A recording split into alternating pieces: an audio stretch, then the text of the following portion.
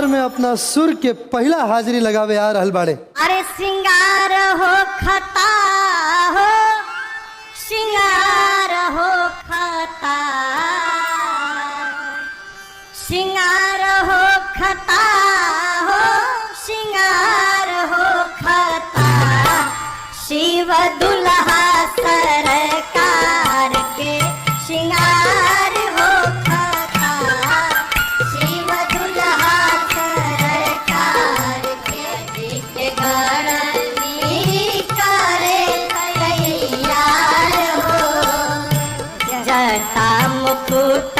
सर्प मौरी सवार हो, जटा मुकुट सर्प मौरी सवार हो, गोरा देह पर लेपना भभूति छारा, गोरा देह पर लेपना भभूति छार हो खता, शिव दुल्हा सरकार के सिंगार हो खता, शिव दुल्हा सरकार के सिंगार हो खता, गोरा देह पर लेपना भभूति छार, गोरा देह पर लेपना भभूति छार हो खता, शिव दुल्हा सरकार के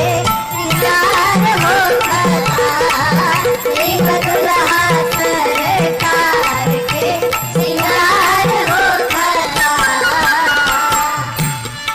सर्प के कंगन कुंडल मुंडल माल हो, सर्प के कंगन कुंडल मुंडल माल हार हो, गंगा जी के धार माथे चंद्रमा लीलार हो,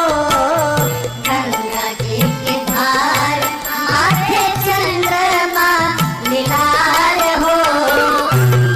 इंतजार वर के हिमाचल का, इंतजार वर के हिमाचल द्वार हो खता, शिव दुल्हा सरकार के सिंगार हो खता, शिव दुल्हा सरकार के सिंगार हो खता, इंतजार वर के हिमाचल द्वार हो चल के खता। आज आवाज निकलल है वो विनर की आवाज बटे, लेकिन first 2 lines composition is change. जो सुना वो बेजोड़ था।